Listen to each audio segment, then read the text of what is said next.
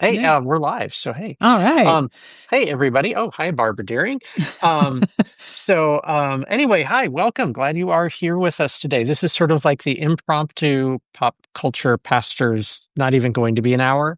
That's right. Um, more of just kind of like a bit of an announcement. I see both MaryAnn and I are inside. I don't know what it is in Virginia, but here in Cincinnati, it's like walking in Mhm. hot soup outside. It So is exactly that. The air yeah. conditioning just went off for the first time all day. Yeah. And I'm sure it'll be on before we finish our Yeah, conversation. So, exactly, yeah, exactly. it's Yeah, awful.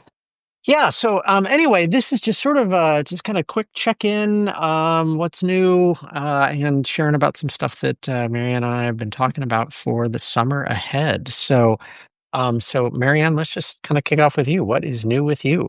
Yeah, so got both of my kids graduated, one from college, one from high school. So we are fully into summer right now. And in fact, that's part of why I pinged you the other day and was like, let's do another one of these because it's a weird phase for pastors the summer because there is a little bit of a different rhythm to things, a little bit of chance to breathe. Some of the regular committees don't meet, so you have a little bit more time. And also at the same time, we're already talking about fall. What's our Advent season going to be? What are we doing during Lent? I mean, but so to have an excuse to just kind of be in this a little bit more of a barefoot time and just, thinking about what are we watching? What are we listening to? What are we doing to kind of nurture ourselves?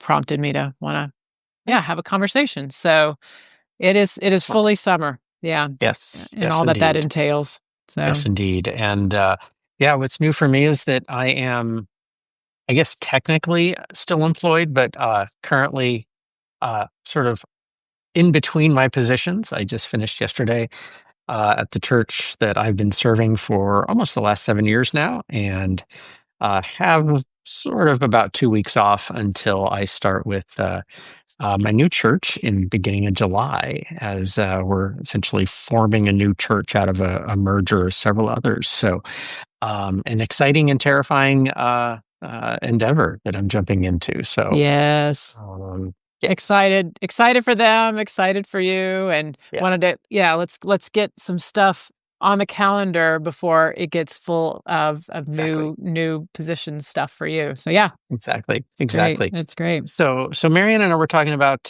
something that each of us is reading and watching. I'll kick us off. I'm actually going to do both a reading and a watching. I'm actually reading Mirabai Starr's new book called Ordinary Mysticism. Um, it's just she is just an amazing author. I love her work, and I just love the whole sense of how do we find wonder, beauty, meaning, depth in really the ordinary and the everyday. And so, with my book and everything else, really kind of resonates a lot. So, um, the thing that my wife Amy and I have just started watching is a show that has a kind of a dodgy title a little bit on Apple TV. It's called Murderbot. That is this sci-fi, kind of snarky sci-fi show that we think is going to be kind of exploring some of the questions around what is human, uh, when you're talking about like artificial intelligence and android type things, not android phones, but android like robots. Um, but it's got just a wonderful snarky sense through it. So it's been great. Fun. And you said that's on Apple? It's on Apple TV. Yeah. Okay. Yeah. I'll have to It check stars that out. it stars it stars a Skarsgård, um, Ah, Alexander Skarsgård, I believe. So okay. That is yeah. a very talented family. They are No all over the kidding. place. That's No great. kidding. No kidding. Very cool. Awesome. So I am reading. I've just got back. Another little point of check-in is at the end of May, I went with a group from the church that I serve to Scotland. We went with another congregation and a colleague and dear friend of mine. We took two groups and became one group together over the course of about 9 days in Scotland. And since coming back, I brought back a whole bunch of books. I always pack light and don't do a lot in by way of souvenirs, but I make up for it in the heaviness. I brought home rocks from Iona and I brought home books. So it made for a pretty heavy suitcase. But one of the books that I'm reading right now, I picked up in the museum in, I think it was Perth, but it is called How to Kill a Witch. It is a guide for the patriarchy. And it is written by the two women who started an initiative in Scotland called the Witches of Scotland. And it was an attempt to raise awareness and tell the stories of the scores and scores, maybe even into the thousands, of mainly women who were accused of being witches and who were tried and in many cases executed. And so it's a little bit cheeky, you could tell by the title, but it's about their stories. It does a lot of first person or kind of primary source research rather, and also some imaginings of what they might have gone through. And that's really what's come out of my time in Scotland is, I mean, I've been there a number of times and I love learning about, I mean, Ed and I are both Presbyterians, so we trace our roots in our faith tradition to Scotland and the beginning of the Kirk, the Presbyterian church there.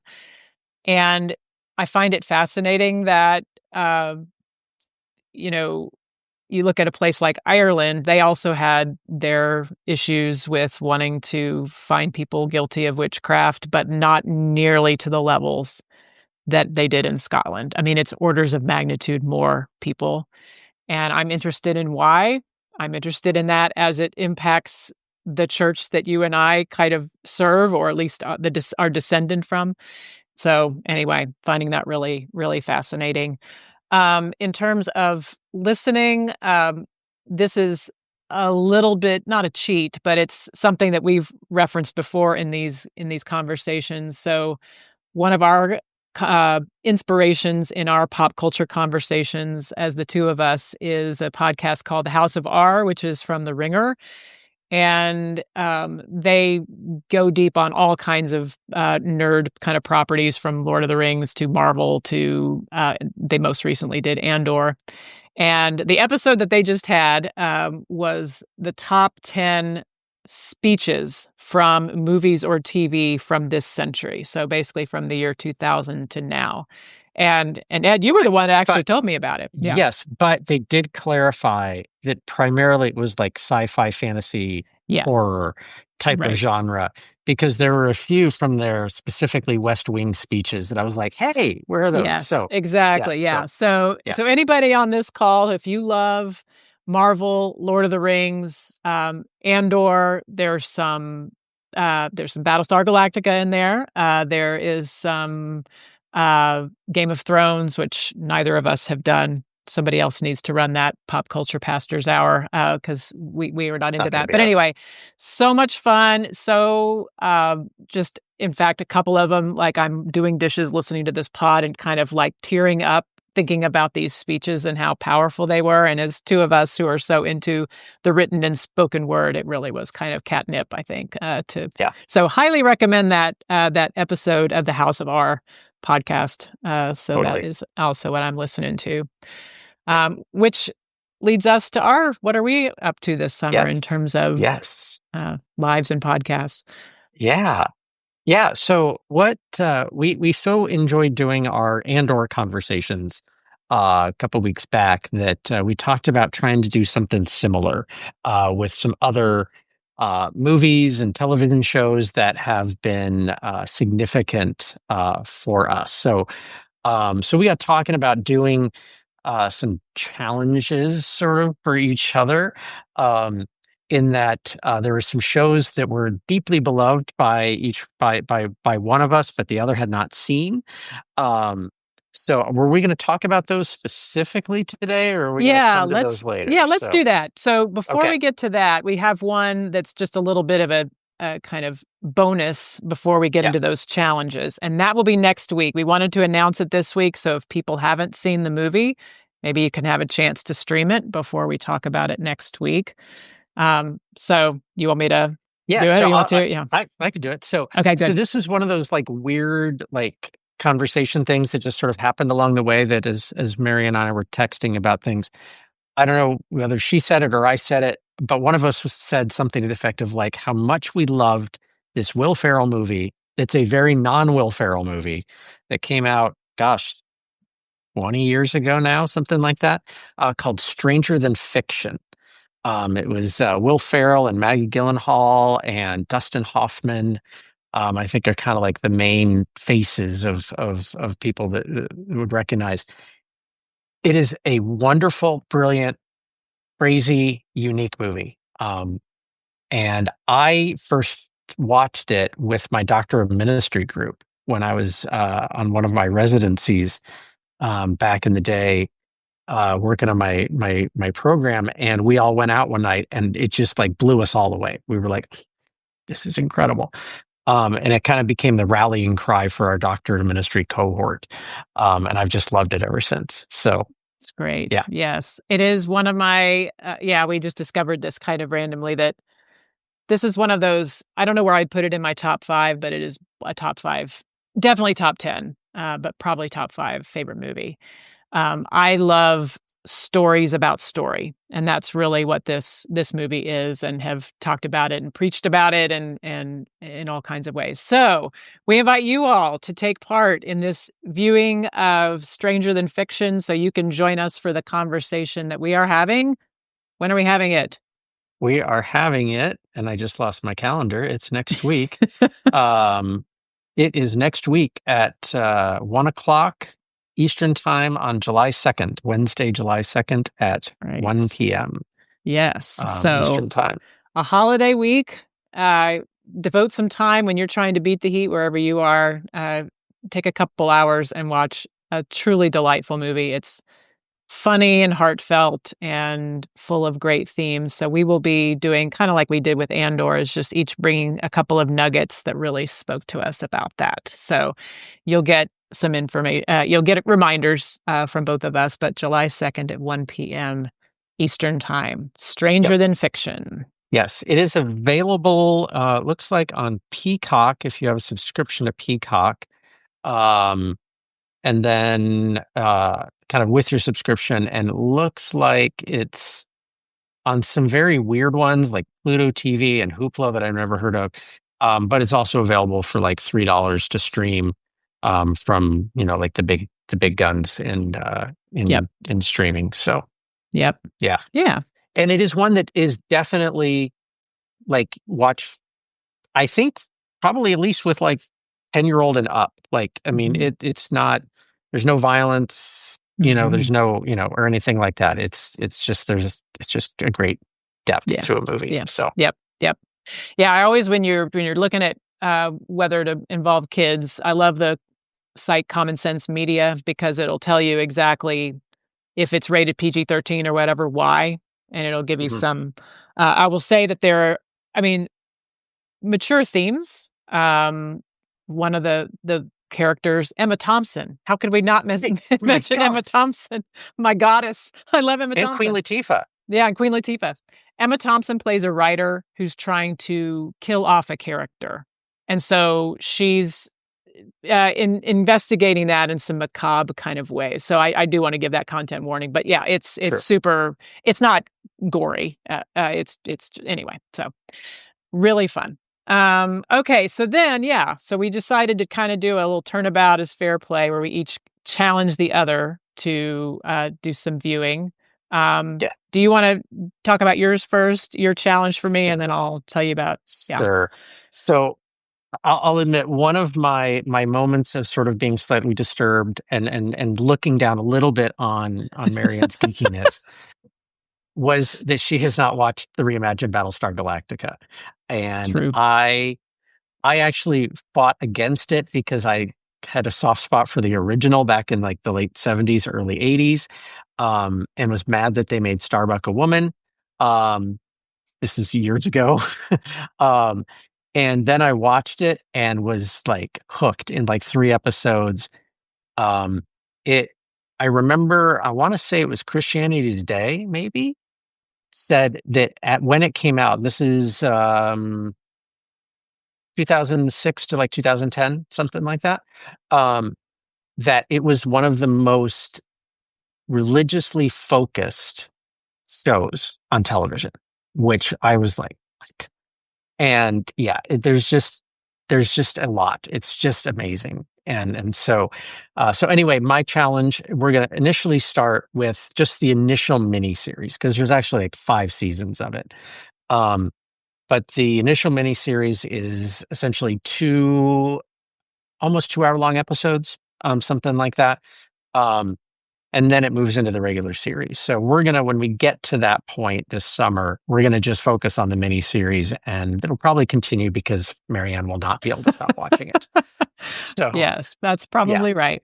So, yeah, yes, so those of you who are science fiction fans, join us, join me. If you haven't watched it, we'll go through it for the first time together. That'll be the miniseries Battlestar Galactica, and that will be the latter part of July, probably. So you have some time to dig that up. And so, challenge accepted. I will gladly watch that. My challenge for Ed is a series. If you are Blue Room readers or listeners, you've probably heard me talk about this series. It is a 1 season limited series. They will not be doing a second season. They were one and done with 1 season, although I don't think we're going to do the whole. We'll keep these challenges similarly sized. So the series is Station 11. It is on what is it on? Max, HBO Max, whatever the heck they're calling it. But it is based on the novel by Emily St. John Mandel, although they elaborate and expand on it in all kinds of ways. It was one of my favorite series that I have watched in the last 4 to 5 years. I think it came out in 2022, perhaps, maybe, yeah, something around there. It is about a pandemic. The story came out during the pandemic, and it is what hooked me on it is I heard someone talk about it as one of the most kind-hearted stories about the end of the world, an apocalyptic kind of what do we do when everything is falling apart, and that really bears it out. It's not that it's not sometimes gritty, and there is some violence in it, but fundamentally, there's just a core of decency to it, and I find it really inspiring. There are individual episodes that I will just watch when I just kind of need a little one-off. So what I have challenged Ed to look into is the first 3 episodes of the 10 episode series, and I think that'll there's a lot of unfinished business there, but it will kind of tell more or less a complete story, I think, with those first 3 episodes. So that is my challenge for Ed. and challenge has already been accepted because I'm actually almost done with the first episode. So All right, um, all right. I actually Can you read give the me a book. little? Yes, that's right. We both read the Yeah, book. so I I read read it the book. So after. Yeah. yeah, I read the book originally, and I'm seeing sort of like the pieces of the book. Mostly the first episode seems to be following the book pretty tight. Hmm. But yeah, so Yeah. it's been great so far. Yeah. So Good. yeah, Good. Well, I yeah, hope you enjoy it. So we will. yes, At same deal, look at different faith themes with these 2 stories, and where are we seeing resonances with our own traditions and other kind of philosophical notes that we want to make about them. So we hope you'll join us for yeah, those. absolutely. And there may be another one or two that we'll throw in too along the way. Yes, So yeah, absolutely. Yep. yeah, So yeah, for your listening and reading and watching pleasure, Stranger Than Fiction, July 2nd at 1, and then after that, watch This Space, Battlestar Galactica miniseries, and Station 11, first 3 episodes. yep, awesome. Yeah. So, Okay, all right. Thank you all for joining. Anything else you need to say, Ed, before we sign off? I don't. Yeah, Other than if you are in one of the places that feels like you're walking around in hot soup outside, maybe be drinking lots of water and that's supporting right. places that are giving people places to cool down There you go. and not be out in the heat. So, yeah, Well said. yeah. Good. All All right. right. Thanks. Well, thanks. We'll see you all with Stranger Than Fiction next week. All right. Take All care. right. See ya. Bye bye. Bye.